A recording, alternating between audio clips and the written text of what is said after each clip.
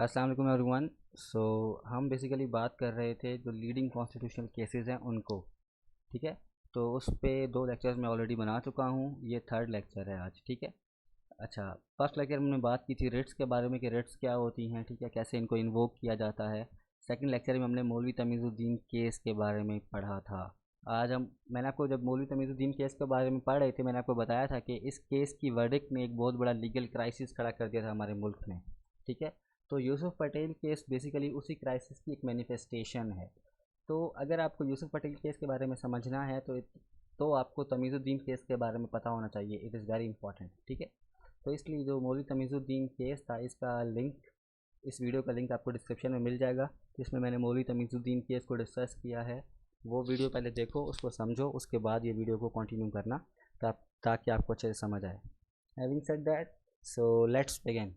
अच्छा, देखो, यूसुफ पटेल केस का बैकग्राउंड क्या है कि होता ये है कि यूसुफ पटेल और इसके कुछ साथियों को ना गोंडा एक्ट के तहत लड़काना मजिस्ट्रेट गोंडा डिक्लेयर कर देता है। ठीक है, और साथ उनको कहता है कि आप हमें कुछ श्योरिटीज़ दो। जब यूसुफ पटेल और इनके जो साथी होते हैं वो श्योरिटीज़ देने में नाकाम हो जाते हैं, तो लड़काना मजिस्ट्रेट इनको कन्फाइन कर देता है। ठीक है, इनको कन्फाइनमेंट में डाल देता है।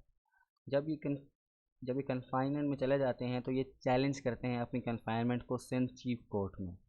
ठीक है, और वहाँ पर कहते हैं कि जो हमारी कन्फाइनमेंट है ये इलीगल है, इसलिए हमें आज़ाद किया जाए, हमें बरी किया जाए, हमें फ्री किया जाए। ठीक है, तो लेकिन सिंध चीफ कोर्ट ये रूल करती है कि नहीं, आपके अगेंस्ट जो वर्डिक्ट आई है, जो मजिस्ट्रेट ने फैसला किया है आपको कन्फाइन करने का, वो लीगल है, वो ठीक है। ठीक है, तो यहाँ पर उनकी कन्फाइनमेंट है वो लीगल कह दी जाती है सिंध चीफ कोर्ट की जानिब से। Make sense.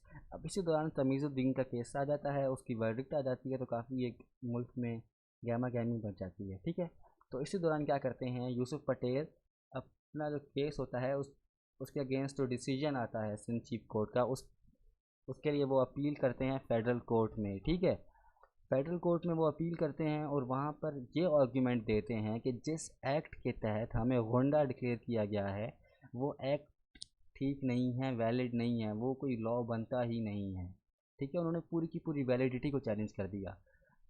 अगर आप यहाँ पर देखो तो यहाँ पर उन्होंने अपनी कन्फाइनमेंट को चैलेंज किया था। ठीक है, while in Sindh chief court, but here you जैसे आप देख रहे हो कि they challenge the validity of the law. ठीक है, कि लॉ की वैलिडिटी, वो लॉ वैलिड ही नहीं है। सो एक अजीब सा माहौल क्रिएट हो गया था यहाँ पर। अब वो ऐसा क्यों कह रहे थे? वो ऐसा इसलिए कह रहे थे, वो कह रहे थे कि जो सिंध में होंडा एक्ट 52 नाफिज किया गया है, ये बेसिकली गवर्नर जनरल ने सेक्शन 92A में जो पावर्स उसको दी गई हैं गवर्नर जनरल को, उसको इस्तेमाल करते हुए सिंध में होंडा एक्ट नाफिज किया है। ठीक है, अब ये 92A से 1935 एक्ट में कैसे आया?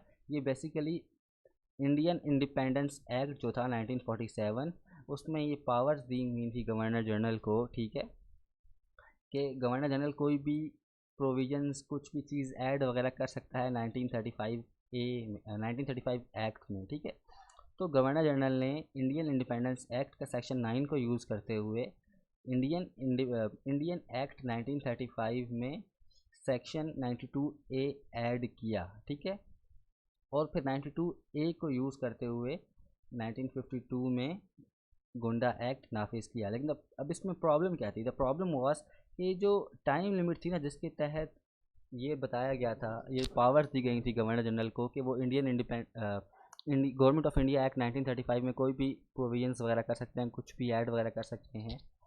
ठीक है, वो पावर्स बेसिकली 31 मार्च 1948 तक थी। अब यहाँ पर प्रॉब्लम क्या हुई कि 92A जो था, जो ऐड किया गया था, वो ऐड किया गया था 1948 में। सही है, लेकिन जो टाइम लिमिट थी मैंने आपको ऑलरेडी बताया कि वो 31 मार्च 1948 तक थी। दैट मीन्स कि जो ये वाला सेक्शन 9 था, इसमें जो टाइम लिमिट गिवन थी वो एक्सपायर हो चुकी थी। ठीक है, लेकिन इस टाइम लिमिट को बढ़ा दिया था कॉन्स्टिट्यूंट असेंबली ने। 31 मार्च को बढ़ा के उन्होंने मतलब 31 मार्च 1948 को बढ़ा के उन्होंने 31 मार्च 1949 तक ले गए थे, इस टाइम लिमिट को बढ़ा के। ठीक है, कॉन्स्टिट्यूंट असेंबली। अब प्रॉब्लम ये हुई कि जब अब बढ़ा तो दिया इन्होंने कॉन्स्टिट्यूंट असेंबली ने इस इंडियन इंडिपेंडेंस एक्ट 1948 के तहत, लेकिन प्रॉब्लम यही थी सिंपली कि इस पर भी असेंट नहीं थी गवर्नर जनरल की। जब इस एक्ट पे असेंट नहीं थी, दैट मीन्स कि टाइम लिमिट नहीं बढ़ी, ठीक है। टाइम लिमिट 31 मार्च 1948 तक ही है। दैट मीन्स कि जो जुलाई 1948 को 92A ऐड किया गया है गवर्नर जनरल की जानिब से गवर्नमेंट ऑफ इंडिया एक्ट 1935 में, वो नहीं हो सकता, वो लीगल नहीं है। तो अगर ये लीगल नहीं है, दैट मीन्स कि जो Sindh control of Gonda act 1952 है वो भी लीगल नहीं है। तो इस तरह से लीगैलिटी को चैलेंज किया गया कि ये एक्ट, ये लॉ लीगल नहीं है। आई रिपीट, वो क्यों लीगैलिटी के बारे में बात कर रहे थे, वो इसलिए बात कर रहे थे कि जो section 9 of Indian independence act था उसमें जो टाइम लिमिट मेंशन थी कि जिस टाइम के अंदर गवर्नमेंट ऑफ इंडिया एक्ट 1935 में चेंजेस गवर्नर जनरल कर सकता है, वो टाइम लिमिट थी 31 मार्च 1948। लेकिन गवर्नमेंट ऑफ इंडिया, लेकिन जो टाइम लिमिट थी वो एक्सीड कर गए थे गवर्नर जनरल, और उन्होंने गवर्नमेंट ऑफ इंडिया एक्ट 1935 में 92A को ऐड किया था जुलाई 1948 में।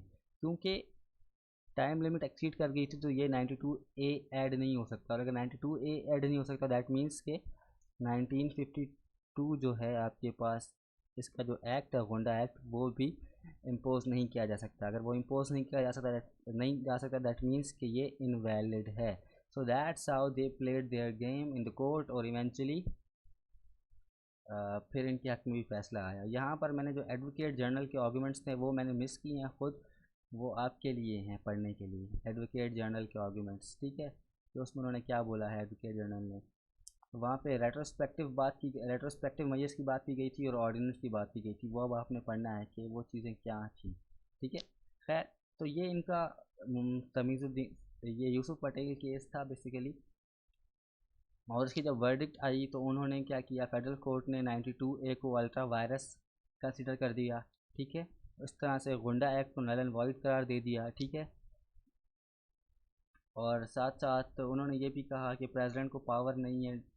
ये सारी चीज़ें आप तब पढ़ेंगे ना जब आप कौन ऑर्डिनेंस और रेट्रोस्पेक्टिव मेजर्स को पढ़ेंगे, जो एडवोकेट जनरल ने वहाँ पे आर्गूमेंट्स दिए थे फॉर गवर्नमेंट के लिए, ठीक है। तो ये चीज़ आपको तब समझ आएंगी, ठीक है।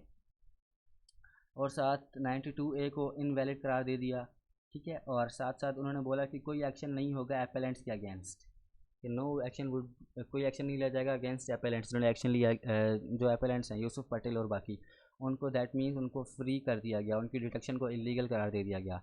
लास्टली अब देखो, जो तमीज़ुद्दीन केस आया था ना, उसकी वजह से इसी टेक्निकल बेसिस पे 43 लॉज को नल एंड वॉइड करार दिया गया था, ठीक है। तमीज़ुद्दीन केस की तमीज़ुद्दीन का जो केस था उसकी वर्डिक्ट तो आपके पास आ गई टेक्निकल बेसिस पे, but because of that thing 46 laws had become null and void, ठीक है। तो एक बहुत बड़ा कॉन्स्टिट्यूशनल क्राइसिस बनकर हमारे मुल्क में, और ये उसी की मैनिफेस्टेशन है यूसुफ पटेल, कि जिसको गुंडा डिक्लेयर कर दिया गया लेकिन उसने फिर वही टेक्निकल बेसिस को यूज़ करते हुए अपने हक में फेवर में फैसला दिलवा दिया।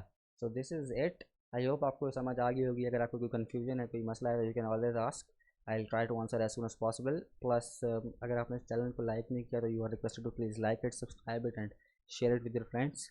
And thank you very much, stay blessed, अल्लाह हाफिज़।